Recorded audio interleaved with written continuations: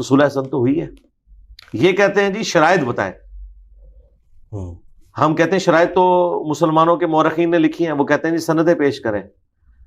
بھائی اگر آپ اس طرح سندیں مانگیں گے تو ہم کئی واقعات کی اسناد احادیث کی کتابوں سے تو نہیں دکھا سکتے, لیکن یہ وہ چیزیں جو ایگریڈ اپون چل رہی ہیں. واقعہ کربلا پر مستند کتاب کو بتائیں, یہ بہت لوگوں نے سوال کیا. آج واقعہ کربلا میں نے شیخ زبیر صاحب سے بھی کہا تھا, انہوں نے مجھے بتایا کہ تاریخ دمشق جو ہے سب سے بڑی تاریخی کتابوں میں سے ہے, ابن عساکر کی, اس میں کافی روایتیں ہیں, لیکن وہ کہتے ہیں ابن عساکر, ابن عساکر تاریخ دمشق, تو یہ ابن عساکر بھی سے کہتے ہیں, اور اس کے اندر موجود ہے. اس طریقے سے تاریخ الخلفاء میں بھی, لیکن اب ان کی سندیں پرکھنے کی ضرورت ہے. اچھا, یہ متع کے دو ریفرنسز دیے جاتے ہیں کہ ایک تو یہ کہ امام حسن علیہ السلام سے یہ لوگ متع ثابت کرنے کی کوشش کرتے ہیں کہ ان کو مطلاق کا جانے لگا تھا, وہ طلاقیں بہت زیادہ دیتے تھے. جھوٹ ہے یہ. امام حسن علیہ السلام کی شخصیت کو ملائن کیا گیا ہے اور کہا گیا جی 100 شادیاں کی ہوئی تھی. جلال الدین سیوطی نے بے سند روایتیں لکھی ہیں نا جی.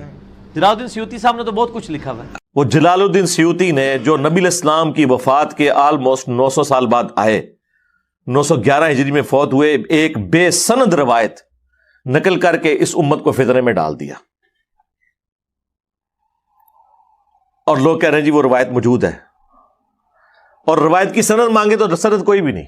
بخاری جو ہم کہتے ہیں نا, بخاری اور مسلم دونوں صحیحین ہیں, اس سے مراد ہے اس میں جو نبی علیہ السلام کے ریفرنس تک جتنی حدیثیں سند سے ہیں وہ صحیحین ہیں, وہ صحیح روایتیں ہیں.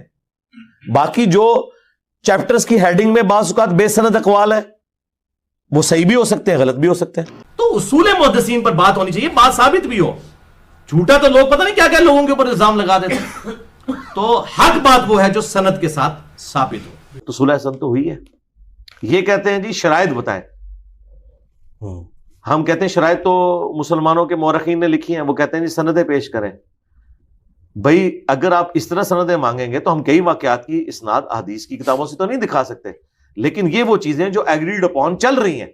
جہاں تک تاریخ کا تعلق ہے تو تاریخ دانوں نے بڑی محنت کی, ہمارے بزرگ ہیں, لیکن انہی بزرگوں نے ہمیں یہ بات سکھائی کہ بغیر کسی کی سند کے حدیث کو قبول نہ کیا جائے, اور حدیث میں سند بھی ملے تب بھی اس کو صحیح اور ضعیف اور موضوع کا فرق کرنا ہے.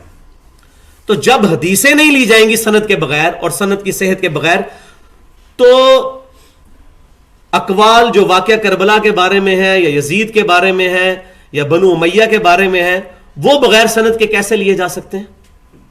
ہم نبی صلی اللہ علیہ وسلم کا فرمان نہیں بغیر سند کے قبول کرتے, حالانکہ ہمیں کہا جاتا ہے یہ حدیث ہے.